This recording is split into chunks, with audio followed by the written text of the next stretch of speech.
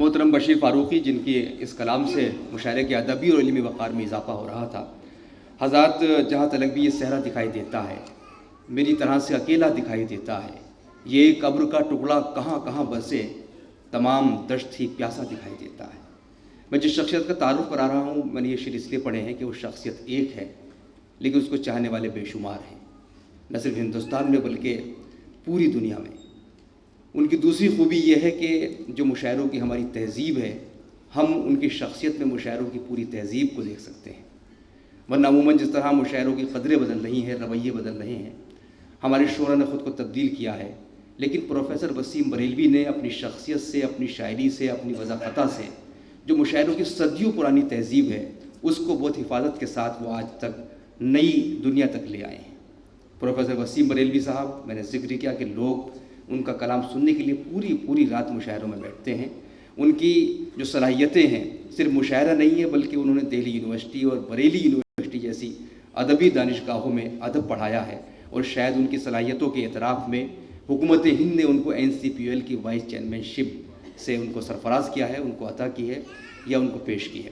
آئیے ہم بہت ادب اور احترام کے ساتھ استقبال کریں پروفیسر وسیم بریلوی صاحب کا. تشریف لائیں اور اپنے کلام سے نوازیں، اور اس کے بعد محترم جاوید اختر صاحب پر یہ مشاعرہ ختم ہوگا. میں نے تو شروع ہی میں پڑھ دیا تھا، لیکن اب حکم ہے تو چند شعر اور پیش کی دیتا ہوں. پر ہمارے گورنر صاحب تو یہی سب حضرات ہیں جو یہاں بیٹھے ہوئے ہیں، جو اس وقت شعر و ادب کا ساتھ دیتے ہیں. ان سے زیادہ قیمتی کوئی بھی نہیں ہو سکتا شاعر کے لیے. تو میں آپ کی موجودگی کو سلام کرتے ہوئے مہدی صاحب سے درخواست کر رہا ہوں کہ وہ تشریف رکھیں. میں کچھ شعر ایسے پڑھتا ہوں جو آپ تک نہ پہنچے ہوں. ایک شعر ملاحظہ فرمائے کہ آنکھوں میں رکھ رہا ہوں بڑی احتیاط سے، آنکھوں میں رکھ رہا ہوں بڑی احتیاط سے، یہ بھول کر کہ پھر یہی منظر ستائیں گے. آنکھوں میں رکھ رہا ہوں بڑی احتیاط سے، یہ بھول کر کہ پھر یہی منظر ستائیں گے. بہت شکریہ. اور شعر ملاحظہ فرمائیں کہ چھپانا چاہوں تو خود کو چھپا نہیں سکتا، چھپانا چاہوں تو خود کو چھپا نہیں سکتا، تیری نگاہ کے آگے میں کتنا بے بس ہوں.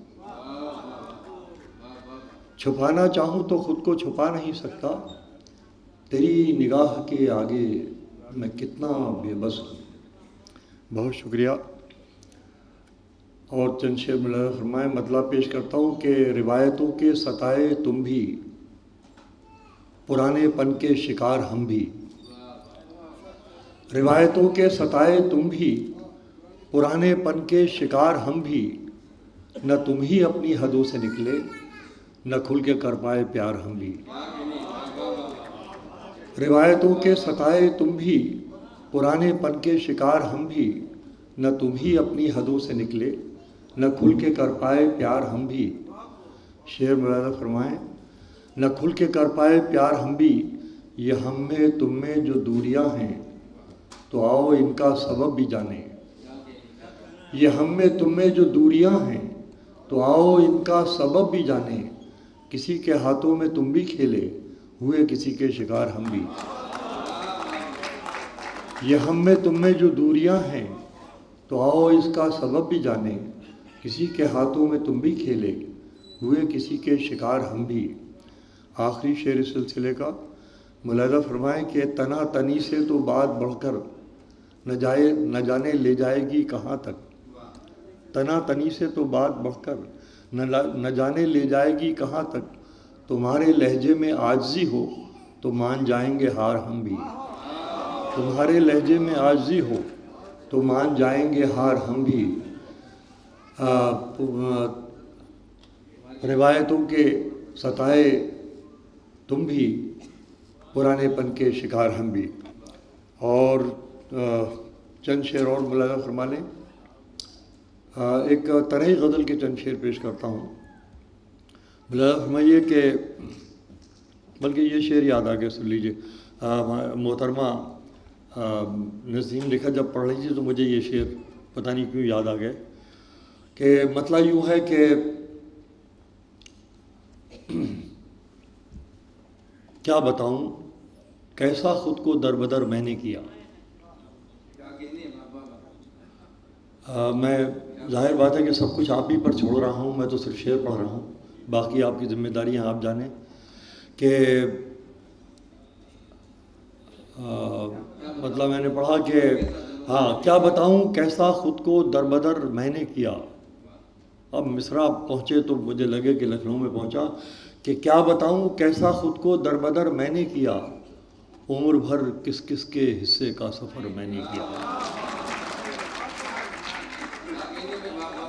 کیا بتاؤں کیسا خود کو دربدر میں نے کیا، عمر بھر کس کس کے حصے کا سفر میں نے کیا۔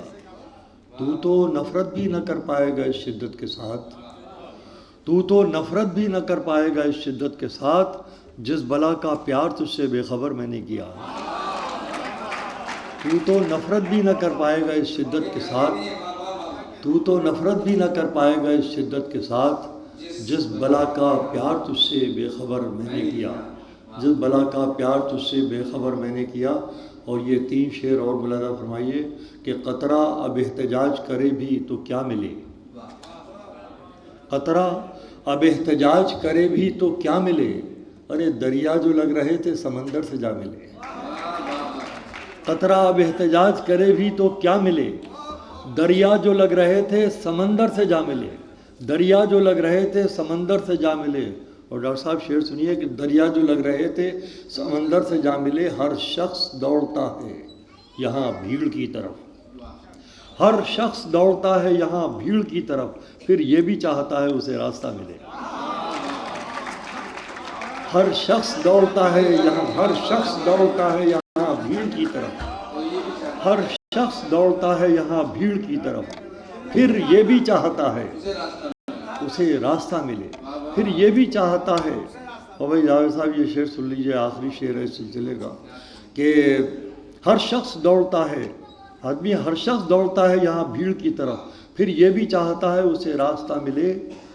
اس دورے منصفی میں ضروری نہیں وسیم، اس دورے منصفی میں ضروری نہیں وسیم، جس شخص کی خطا ہو اسی کو سزا ملے۔ اس دورے منصفی میں ضروری نہیں وسیم، اس دورے منصفی میں ضروری نہیں وسیم، جس شخص کی خطا ہو اسی کو سزا ملے۔ میں کچھ زیادہ تو نہیں پڑھ رہا ہوں؟ میں واقعی آپ بیدار ہو گئے، میں بہت شکر گزار ہوں کہ آپ نے اس محبت سے سن لیا، ورنہ میں تو بہت ہی ٹوٹا پھوٹا تھا، آپ نے جوڑ دیا۔ پیش کرتا ہوں کہ خود کو منوانے کا مجھ کو بھی ہنر آتا ہے۔ اب جیسے آپ بیدار ہو کے سنا ہے آپ نے، تو میں بالکل نئے شعر سنا رہا ہوں، کہیں نہیں پڑھے، آپ کی محفل پر اعتماد کرتے ہوئے پیش کرتا ہوں کہ خود کو منوانے کا مجھ کو بھی ہنر آتا ہے، خود کو منوانے کا مجھ کو بھی ہنر آتا ہے، میں وہ قطرہ ہوں سمندر میرے گھر آتا ہے۔ خود کو منوانے کا مجھ کو بھی ہنر آتا ہے، میں وہ قطرہ ہوں سمندر میرے گھر آتا ہے، میں وہ قطرہ ہوں سمندر میرے گھر آتا ہے۔ چاند کے چھپنے کو ایک ابر کا ٹکڑا ہی بہت، چاند کے چھپنے کو ایک ابر کا ٹکڑا ہی بہت، اور تو پردوں میں رہ کر بھی نظر آتا ہے۔ چاند کے چھپنے کو ایک ابر کا ٹکڑا ہی بہت، اور تو پردوں میں رہ کر بھی نظر آتا ہے، خود کو ہی دیکھ نہ پاؤں یہ کمی ہے ورنہ۔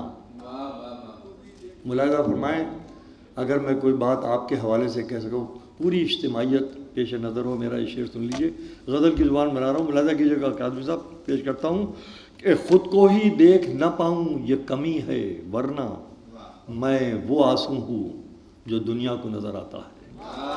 خود کو ہی دیکھ نہ پاؤں یہ کمی ہے ورنہ، میں وہ آنسو ہوں جو دنیا کو نظر آتا ہے، جو دنیا کو نظر آتا ہے۔ سیڑھیاں راہ میں آنے کو ترس جاتی ہیں، سیڑھیاں راہ میں آنے کو ترس جاتی ہیں، سیڑھیاں راہ میں آنے کو ترس جاتی ہیں، چاند آنگن میں دبے پاؤں اتر آتا ہے۔ سیڑھیاں راہ میں آنے کو ترس جاتی ہیں، سیڑھیاں راہ میں آنے کو ترس جاتی ہیں، چاند آنگن میں دبے پاؤں اتر آتا ہے۔ اور آخری شعر آپ کی اس خوبصورت محفل کے حوالے کر رہا ہوں، یہ لکھنؤ کی محفل ہے، اس خاکسار کا نہیں بہت زیادتی ہو جائے گی، بہت دیر ہو گئی یار، آپ ان کے چہرے کی معصومیت میں ان کے کرب کو تلاش کرنے کی کوشش کیجیے۔ یہ فرض نبھا رہے ہیں، اہلیہ تشریف لے گئی ہیں تھکن کی وجہ سے، مگر یہ ان کا بھی حق ادا کر رہے ہیں، آپ بیٹھے ہیں تو آپ ذرا ان کی طرف دیکھیے، ہم تو پھر آتے رہتے ہیں اور آ جائیں گے پھر، کہ سیڑھیاں راہ میں آنے کو ترس جاتی ہیں، چاند آنگن میں دبے پاؤں اتر آتا ہے، میری نظروں کو برتنا کوئی تجھ سے سیکھے۔ ملاحظہ فرمائیے، لکھنؤ والے ہیں، مصرے کی بھی داد چاہوں گا اور محمود کہ میری نظروں کو برتنے کا، میری نظروں کو برتنا کوئی تجھ سے سیکھے، جتنا میں دیکھ سکوں اتنا نظر آتا ہے۔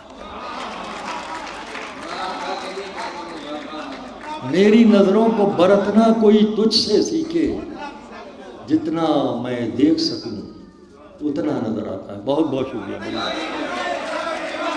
آدھا شعر آپ کی خدمت میں پیش کر دیے جی، دیکھیے کوشش کرتا ہوں، پیش کرتا ہوں، ملاحظہ فرمائیں۔ غم کو دنیا دار بنانا پڑتا ہے، غم کو دنیا دار بنانا پڑتا ہے، غم کو دنیا دار بنانا پڑتا ہے، آنسو کو بھی آنکھ تکانا پڑتا ہے، آنسو کو بھی آنکھ تکانا پڑتا ہے۔ حق ادا نہیں ہوا دوستو، میں تو بڑی محنت سے پڑھ رہا ہوں، بڑی محبت آپ کی، کہ غم کو دنیا دار بنانا پڑتا ہے، آنسو کو بھی آنکھ تکانا پڑتا ہے، آنسو کو بھی آنکھ تکانا پڑتا ہے، جانے کس رستے کو سوچ کے نکلے تھے، جانے کس رستے کو سوچ کے نکلے تھے، جانے کس رستے پر جانا پڑتا ہے، جانے کس رستے۔ دیکھیے آپ کیا اچھا لگتا ہے جب آپ محسوسات کی شاعری سے جڑتے ہیں، تو خدا کی قسم زندگی کا حق ادا، ہم نے جو پوری زندگی آپ کی خدمت میں گزاری ہے تو لگتا ہے کہ رائے گاہ نہیں گئی۔ جب ایسے شعروں کی داد آپ لوگ دیتے ہیں تو جی خوش ہو جاتا ہے، محنت وصول ہو جاتی ہے، کہ جانے کس رستے کو سوچ کے نکلے تھے، جانے کس رستے پر جانا پڑتا ہے، جانے کس رستے۔ اور شعر سنیے کہ تجھ سے رسم و راہ بڑھانے کی خاطر، لکھنؤ سنے گا یہ شعر، تجھ سے رسم و راہ بڑھانے کی خاطر،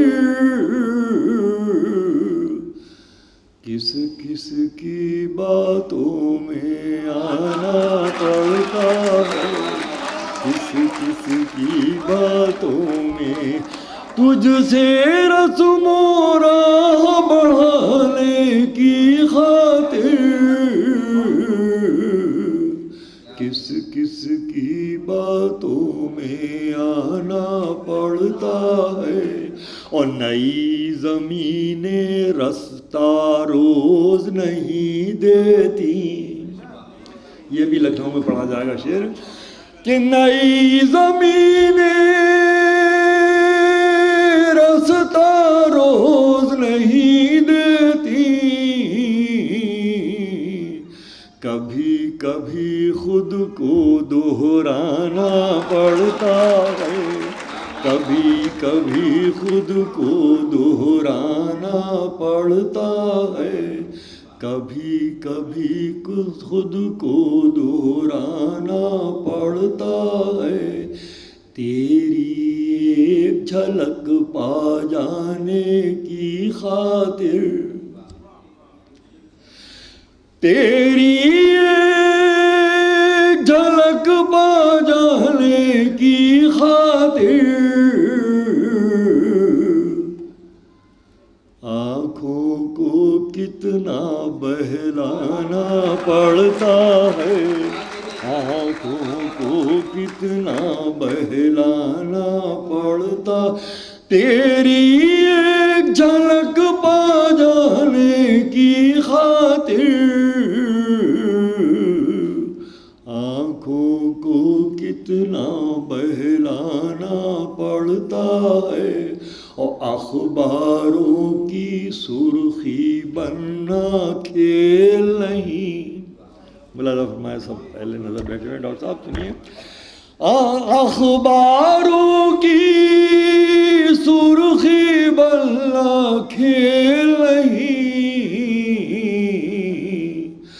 اخباروں کی سرخی بننا کھیل نہیں. چوراہوں پر شور مچانا پڑتا ہے. چوراہوں پر شور اخباروں کی سرخی بننا کھیل نہیں. چوراہوں پر شور مچانا پڑتا. بہت بہت شکریہ. بہت